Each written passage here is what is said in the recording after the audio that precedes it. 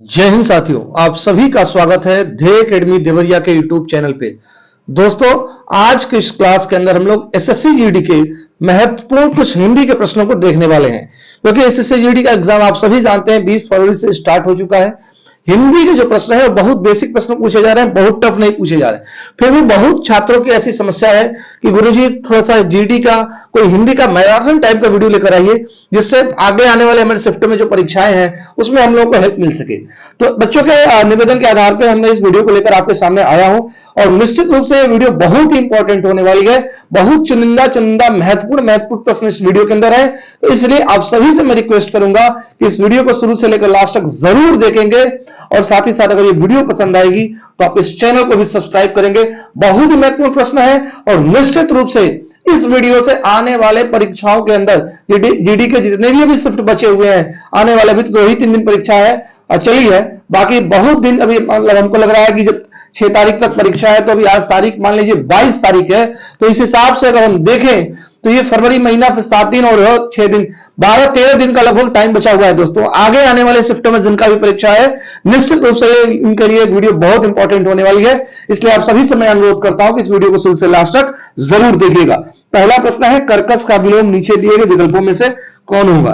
तो कर्कश का विलोम होता है दोस्त, कर्कश का विलोम होता है विनम्र। कर्कश का विलोम अगर हम बात करें तो विनम्र होता है, क्योंकि कर्कश का मतलब समझते हैं, कर्कश का मतलब ऐसी कड़ी आवाज जिसको बिल्कुल कोई सुनना ना पसंद करता है। जैसे कोई साउंड बज रहा होता है तो आप धीरे करके सुन रहे हैं, बहुत अच्छा लगता है, लेकिन उसी साउंड को अगर बहुत तेज कर दिया जाए तो वह उसकी आवाज हो जाती है कर्कश टाइप की, जो कान के अंदर जाकर चुभती है। तो ऐसे चुभने वाली आवाज को हम कर्कश कहते हैं, और इसका विलोम होता है दोस्त विनम्र। याद रखेंगे, कर्कश का विलोम होता है विनम्र, विकल्प नंबर ए। अगले क्वेश्चन पे चलते हैं। उन्मिलन शब्द का विलोम क्या होगा? उन्मिलन शब्द का विलोम होता है दोस्त निमिलन। याद रखेंगे, उन्मिलन का मतलब विलोम होगा निमिलन। ठीक है, चलिए अगले क्वेश्चन पे। सर्वज्ञ का विलोम, तो सर्वज्ञ का विलोम हो जाएगा दोस्त अल्पज्ञ। एग्जाम के अंदर बहुत सारे सवाल इस तरीके के रिपीट हो रहे हैं, इसलिए बड़े ध्यान से इस वीडियो को देखना है। अगले क्वेश्चन पे चलते हैं। अग्र का विलोम शब्द हो जाएगा दोस्त पश्च। अग्र का विलोम शब्द क्या होगा? अगर अग्र के विलोम शब्द की बात करें तो अग्र मतलब क्या होता है? आगे, और इसका ठीक उल्टा अगर हम बात करें विलोम, तो इसका विलोम हो जाएगा पश्च। अगले क्वेश्चन पे चलते हैं दोस्त। अगला क्वेश्चन क्या कर रहा है? अगला क्वेश्चन क्या कह रहा है? सुप्त का विलोम, तो सुप्त का मतलब होता है सोया हुआ, और इसके अगर हम विलोम की बात करें तो फिर इसका भी विलोम क्या हो जाएगा दोस्त? जागृत। सुप्त का विलोम क्या हो जाएगा? जागृत। याद रखेंगे इस बात को। सुप्त का विलोम अगर कोई पूछ दे तो सुप्त का विलोम याद रखना है जागृत होता है, क्योंकि सुप्त का मतलब होता है सोया हुआ, जागृत का मतलब जगा हुआ। वंद्य का विलोम, वंद्य का मतलब क्या होता है? पूजनीय, जिसकी हम पूजा करते हैं, और उसका एक ठीक उल्टा होता है निंद्य, निंदनीय, जिसकी हम निंदा करते रहते हैं, उसको हम कहते हैं निंद्य। तो वंद्य बने पूजनीय, निंद्य बने निंदनीय। तो विकल्प नंबर बी प्रश्न का राइट जवाब होगा। कौन सा शब्द आसक्त का विलोम है? आसक्त का मतलब किसी चीज में एकदम रम जाना, उसका विलोम होगा अनासक्त।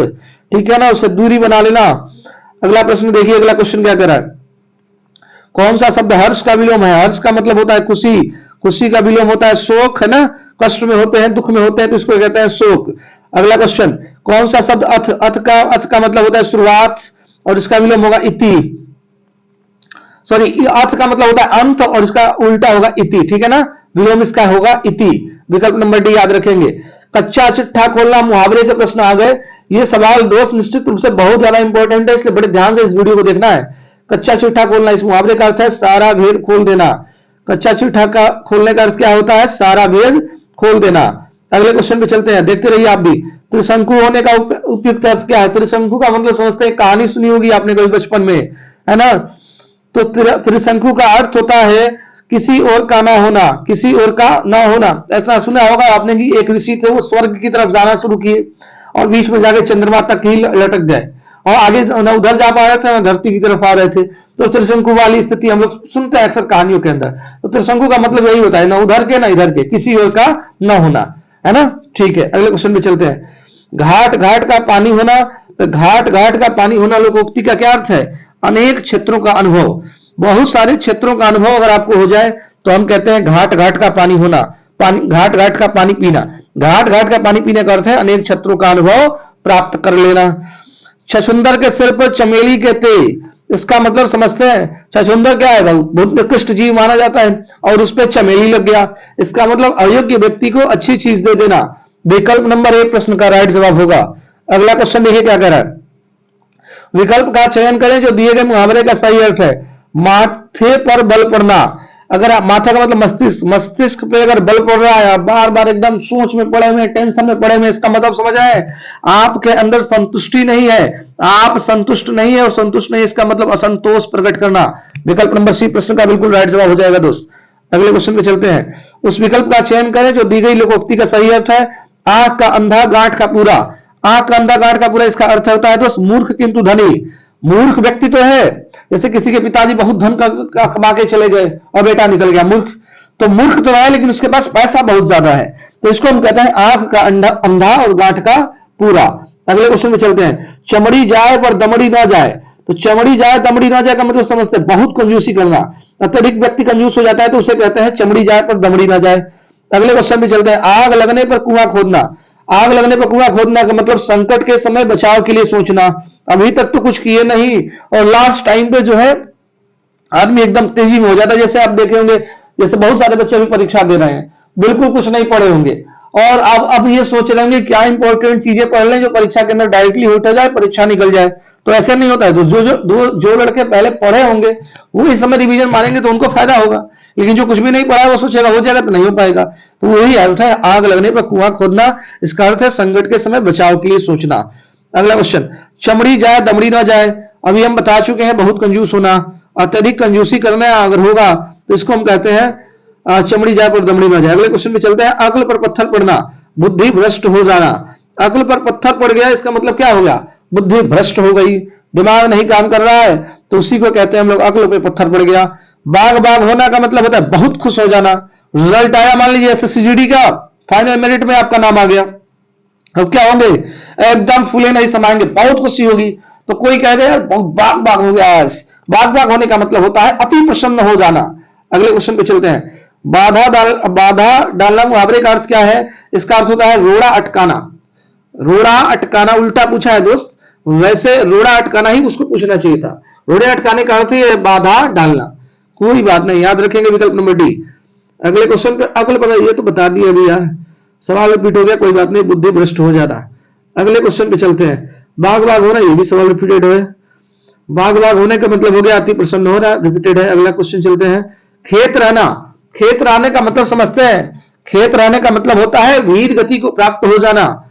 जब सेना के अंदर भर्ती होते हैं आप, और कभी मान लीजिए भारत पाकिस्तान युद्ध हो जाए या फिर आतंकवादियों से ही सामना होता ही रहता है और वहां पे आमने सामने गोलियां चल रही हैं और आप हो गए घायल और आप भारत देश की रक्षा करते हुए भारत के लिए शहीद हो गए, तो उसी को कहते हैं हम लोग खेत रहना। ठीक है, तो खेत रहने का अर्थ है वीर गति को प्राप्त हो जाना।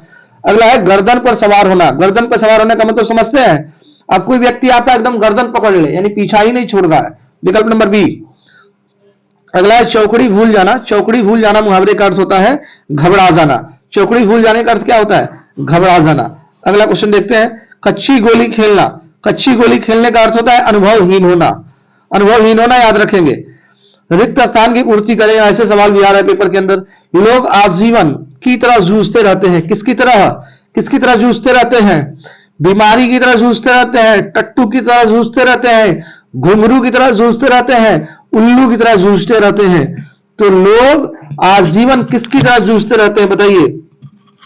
तो ये कहावत होती है, आपने अक्सर देखा होगा, लोग ये कहते मिल जाएंगे आपको, लोग आजीवन जो है उल्लू की तरह जूझते फिरते हैं, उल्लू की तरह। विकल्प नंबर डी प्रश्न का राइट जवाब होगा, बीच में भरने के लिए बोला था। अगले क्वेश्चन में चलेंगे। तिरंगा भारत का राष्ट्रीय क्या है, तिरंगा भारत का राष्ट्रीय चिन्ह है, तिरंगा भारत का राष्ट्रीय ध्वज है, ध्वज कह सकते हैं, तिरंगा भारत का राष्ट्रीय ध्वज है, ठीक है ना, चिन्ह नहीं है, तिरंगा भारत का राष्ट्रीय ध्वज है, ठीक है, बहुत बढ़िया। आगे चलते हैं। अगले क्वेश्चन पे क्या कर रहा है। मां ने बाजार से खरीदा, क्या खरीदा, जलेबियां, साड़ियां, एक छाता, बहुत कुछ। तो याद रखिएगा, मां ने बाजार से खरीदा बहुवचन लगाया है तो यहां पे होगा जलेबियां, मां ने बाजार से जलेबियां खरीदा, साड़ियां खरीदा। मां ने बाजार से, देखिए यहाँ पे लिंग क्लियर करना है, क्योंकि लिंग जब क्लियर होगा तभी जाके आप कुछ कर पाएंगे। तो यहाँ पे विकल्प नंबर सी हो जाएगा दोस्त, गलती हो गई। विकल्प नंबर सी, एक छाता खरीदा, माँ ने बाजार से एक छाता खरीदा, अब सही है। जलेबियां साड़ियां बहुवचन है, ठीक है, यहां नहीं होगा। वाक्य में यह कविता लिखी, तो यह कविता क्या लिखी, इसमें अगर सही रखे तो यह हो सकता है कि यह कविता किसने लिखी है, यह कविता किसने लिखी है। तो यह कविता किसने लिखी है, यहां पे आप बीच में चाहे तो भर सकते हैं। चलिए लेकर चलते हैं, कहां गए भाई, क्वेश्चन कहां चला गया। यह कविता किसने लिखी है, उपयुक्त तो विकल्प चुनना है, सही सटीक विकल्प, ठीक है। बार बार भाग रहे हो क्यों भाई, भागने की बीमारी मत पकड़ो तुम्हारा। यह कविता किसने लिखी है, तो हमने कहा कि यहां पे जवाब होगा विकल्प नंबर डी, ठीक है। चलिए अगले क्वेश्चन पे चलते हैं। अगला क्वेश्चन कह रहा है कि गांव के लोगों को कहते हैं, तो गांव के लोगों को क्या कहते हैं हम लोग, ग्रामीण व्यक्ति कहते हैं। गांव के लोगों को क्या कहते हैं, ग्रामीण व्यक्ति कहते हैं, ग्रामीण। विकल्प नंबर बी प्रश्न का राइट जवाब होगा। विकल्प नंबर बी याद रखेंगे, गांव के लोगों को क्या कहते हैं, ग्रामीण व्यक्ति कहते हैं। अगला क्वेश्चन, मृग घास खा रहा है, मृग शावक होता है जी, मृग के बच्चे को हम लोग कहते हैं शावक, इसलिए क्या भरा जाएगा, शावक। मृग शावक घास खा रहा है, ठीक है। अगले क्वेश्चन पे चलते हैं। सर्प, मेढक, सिंह, घोड़ा, बानर, हाथी आदि को समझाने वाला शब्द है।